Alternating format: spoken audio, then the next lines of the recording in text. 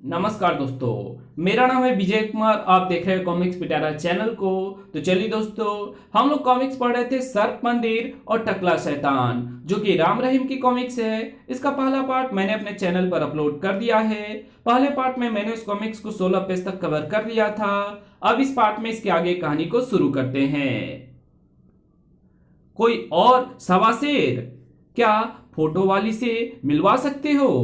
हैं शिवानी, बोलो, क्या तुम मुझे इससे मिला सकते हो? हाँ, लेकिन जिंदा नहीं, मुर्दा। हमारे आदमी इस वक्त इसकी तलाश में इसके घर गए हैं। बड़ा नुकसान किया है इसने हमारी मैडम का। नहीं, ये लड़की मुझे जिंदा चाहिए। इसे मारने वाले की मैं हड्डियां चबा जाऊंगा। बोलो, ये लड़की मुझे कहाँ मिलेगी? ओह, ये शिवानी का शुभ चिंतक लगता है। इसे भी ठिकाने लगाना पड़ेगा। अभी बताता हूं। कालू, साका, कराटो, जल्दी आओ। इस पहलवान की अक्ल ठिकाने लगानी है। जान की खैर चाहते हो तो मुझसे दूर रहो। हम तुझे अभी इस दुनिया से दूर पहुंचा देते हैं। धाड़ आई, खटाक, गट गट, ढिसुम। ऊह, बस बहुत हो चुका। अब मेरी बारी है। धाड़ आई, अरे मारो इसे। खटाक पटाक ई, ठक वाह, हाय, टक, हाय। मैं पूछती हूं मुए, ये सब क्या हो? हाय, टूट गई मेरी कलाई। फटाक। अब बोलो, क्या उस लड़की की ओर आंख उठाकर भी देखोगे? हाय, नहीं, हरगिज नहीं। तो बताओ, ये लड़की कहाँ मिलेगी? अरे मुए, जल्दी से इसे छोकरी का पता बताओ। और टकला उनसे शिवानी का पता लेकर वापस लौट पड़ा। हाय हाय, मैं आज तक तुम नामर्दों को मुर्गे खिला खिला कर पालती रही। असली मर्द तो वो मुस्टंडा है जो आज तुम सबको गोबर खिला गया। दूर हो जाओ मेरी नजरों से। अब उस लड़की को सुबह ही ढूंढूंगा। और सर्प मंदिर में जाकर रात गुजारने के बाद टकला माडूंगा सुबह ही शिवानी के घर की ओर चल पड़ा। जबकि सुबह सुबह शिवानी झुमरू नगर से अपने गांव वापस लौटी थी। राम राम, पता नहीं वो लड़का कहाँ गायब हो गया। अरे काका, ये तुम राम राम जपते हुए इतनी सुबह कहाँ जा रहे हो? एक रिपोर्ट दर्ज कराने पुलिस स्टेशन जा रहा हूं। पता नहीं वो बेचारा कहाँ होगा। किसकी बात कर रहे हो काका? एक अखबार वाला जो सर्प मंदिर के विषय में कुछ लिखना चाहता था। कल हमारी धर्मशाला में आकर ठहरा था, लेकिन वो कल संध्या से ही गायब है। ओह, क्या सोचने लगी बिटिया? कुछ नहीं। तुम एक काम करो काका, अपनी लाठी मुझे दो और मेरा ये सूटकेस घर पहुंचा दो। लेकिन तुम कहाँ जा रही हो? उस अखबार वाले की खोज में। तब ठीक है। कुछ देर बाद सर्प मंदिर में आगे मार्ग बंद है और गलियारा बाईं ओर मुड़ रहा है। फिर आगे बढ़ती शिवानी जैसे ही बाईं ओर मुड़ी, सू साए, उफ। और जब वो गुबार साफ हुआ, इतने रंगों का फर्श, जरूर कोई खास बात है। मुझे फूंक फूंक करके आगे कदम बढ़ाने होंगे। चाहे कुछ भी हो, आज मैं इस मंदिर का रहस्य जानकर ही रहूंगी। फिर शिवानी लाठी से फर्श को ठोक ठोक कर चेक करती हुई एवं रुक रुक कर आगे बढ़ती हुई लंबे चौड़े हॉल में जा पहुंची। अरे, वो भारी मशीनरी कैसी? और जैसे ही शिवानी उस मशीन की ओर बढ़ी, खटर खटर घर। अरे, और यदि शिवानी तेजी से नीचे ना झुक जाती तो निश्चित रूप से उसकी गर्दन उस धारदार ब्लेड से कट जाती। साए, उफ। अब समझी लोगों की सरकटी लाश बाहर कैसे मिलती है। मैंने सफेद पत्थर पर पैर रखा था। ये मशीन शायद इसी वजह से हरकत में आई है। अतः अब सफेद पत्थरों पर पैर रखना खतरनाक होगा। फिर कुछ सोचकर शिवानी ने लाल पत्थर पर लाठी टिकाई।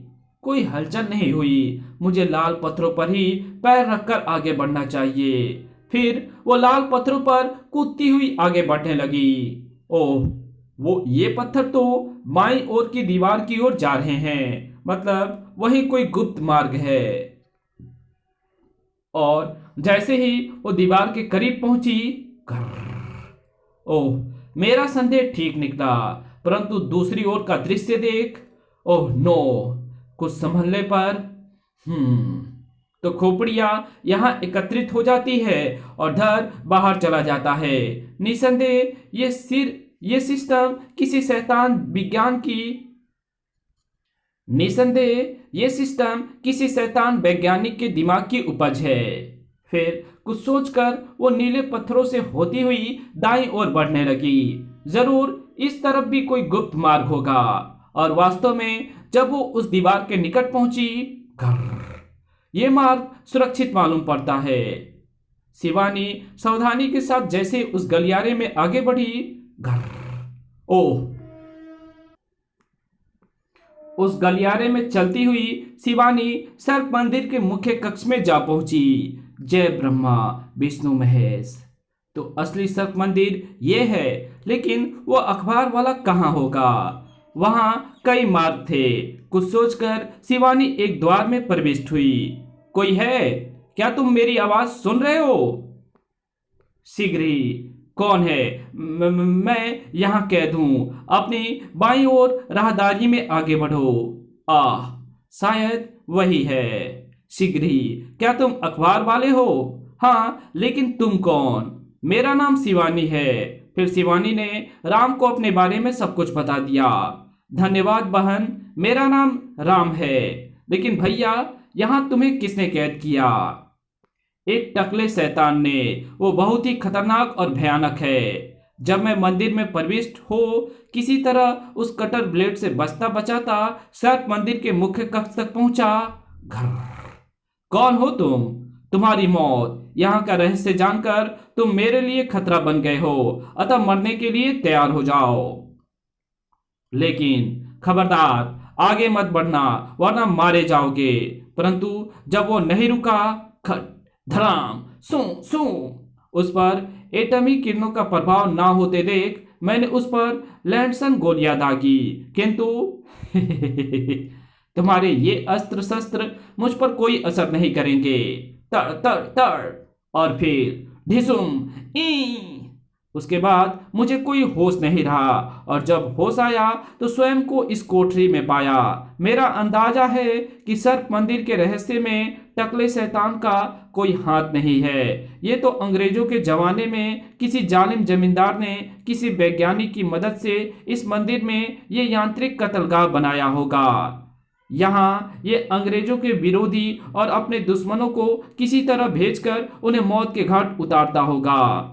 मेरे द्वारा प्राप्त जानकारी के अनुसार जब कोई इस मंदिर में प्रवेश कर प्रथम हॉल के सफेद पत्थर पर पैर रखता है तो खचाक, फर्श पर बाईं ओर ढलान होने के कारण उसका सर कटकर लुढ़कता हुआ गुप्त द्वार से होकर घर एक कमरे में पहुंच जाता है, और धर लिफ्ट नुमा फर्श से बाहर की ओर चला जाता है, और धर के गैलरी के अंत तक पहुंचने पर एक स्प्रिंगदार प्लेट उसे उछालकर खट बाहर की तरफ फेंक देती है। ओह, लोगों को मारने का कितना क्रूर तरीका अपनाया था उस शैतान इंसान ने। हाँ, लेकिन अब हमें टकले शैतान की खोज करनी चाहिए। वो कुछ ही देर पहले यहाँ से गया है और उसे किसी की तलाश है। इधर शिवानी के घर में धड़ाक आई।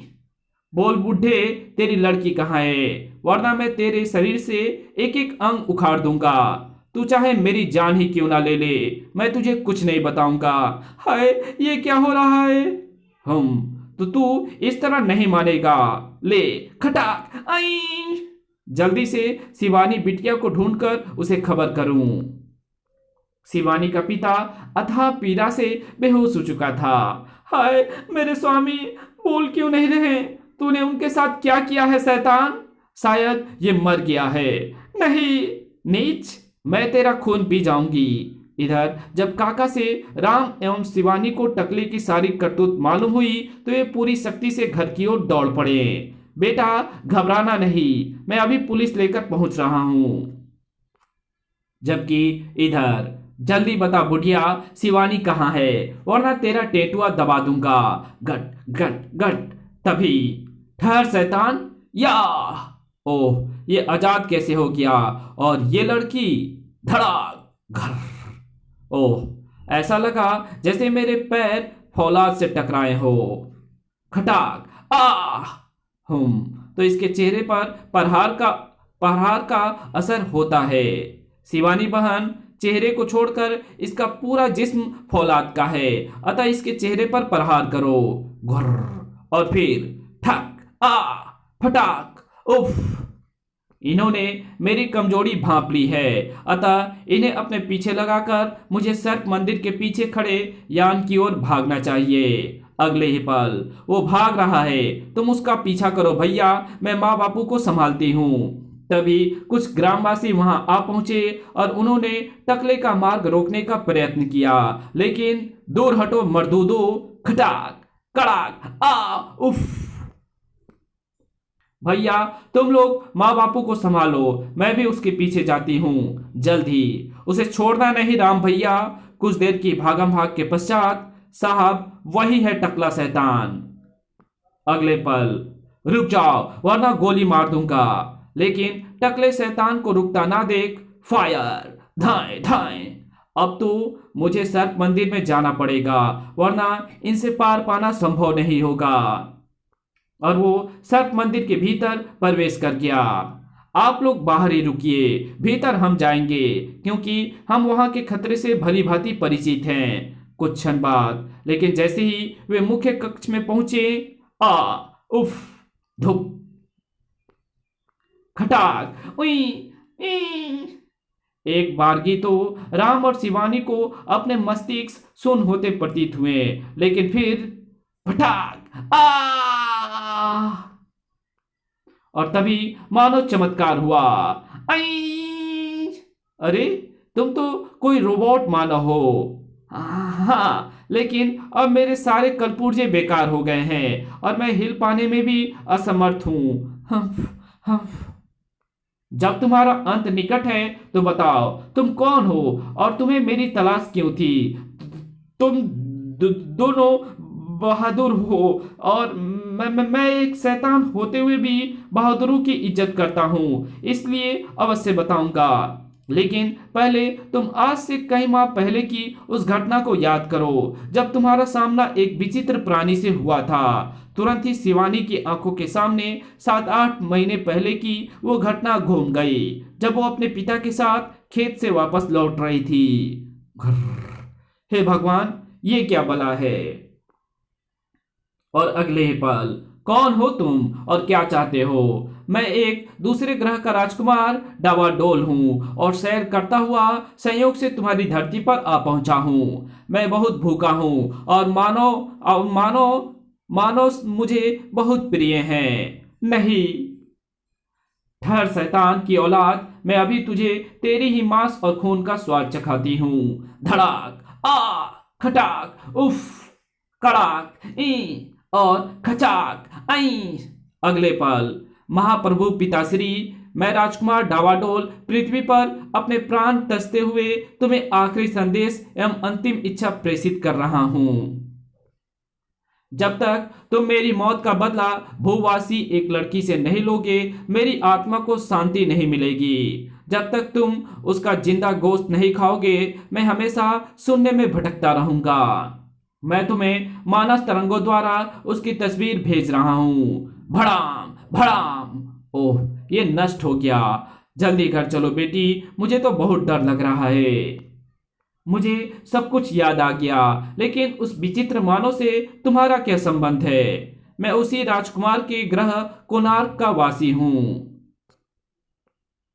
जब वहां के सम्राट महाप्रभु को अपने बेटे का अंतिम संदेश प्राप्त हुआ तो वे क्रोध से पागल उठे।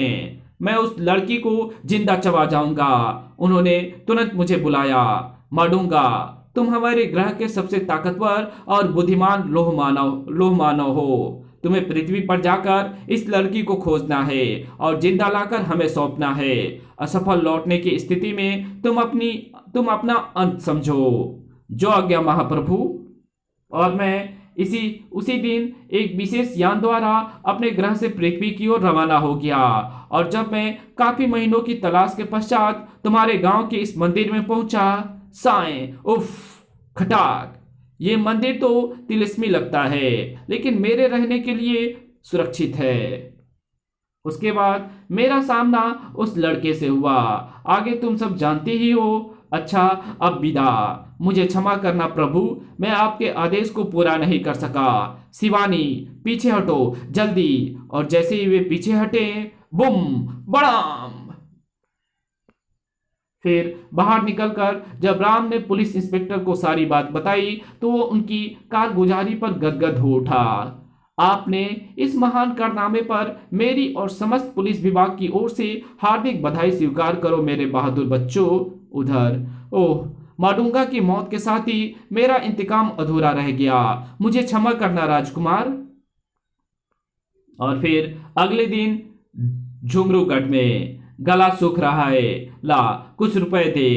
लेकिन मेरे पास तो एक फूटी कौड़ी भी नहीं है। तो ला ये मंगलसूत्र ही दे दे, आज इसी से काम चला लूंगा। नहीं, हरगिज नहीं, छोड़ो इसे। अच्छा, जिद करती है तो फिर ये ले। तभी खट कौन? ये मैं हूं जीजा जी, आपकी साली शिवानी। तो तुमने इतना साहस की मेरा हाथ पकड़े हो? बस जीजा जी, बहुत हो चुका। आज के बाद फिर कभी ये हाथ दीदी पर उठाया तो मां कसम ये हाथ आपके कंधे पर नहीं रहेगा। अगले पल उसका सारा नशा हिरन हो गया। ना, मेरे बाप की तौबा, जो आज के बाद अपनी पत्नी को खुद तो क्या, किसी भी नारी को निर्बल समझकर उस पर अत्याचार करूं। उधर जब राम ने वापस लौटकर रहीम को सर्प मंदिर के विषय में बताया, सचमुच इस बार तुम्हारा सामना बड़े अजीब केस से पड़ा था राम भैया। इसी के साथ ये कहानी यहीं खत्म होती है। तो मिलेंगे आपसे एक और नए कॉमिक्स में, तब तक के लिए बाय। वीडियो अगर अच्छी लगी है तो इस वीडियो को लाइक कर देना, चैनल पे नए हो तो चैनल को सब्सक्राइब जरूर कर देना, और हमारे दूसरे चैनल डिवाइन टेक्नोलॉजी और टॉप 10 पिटारा को भी जरूर से सब्सक्राइब कर देना। Thanks for watching my videos.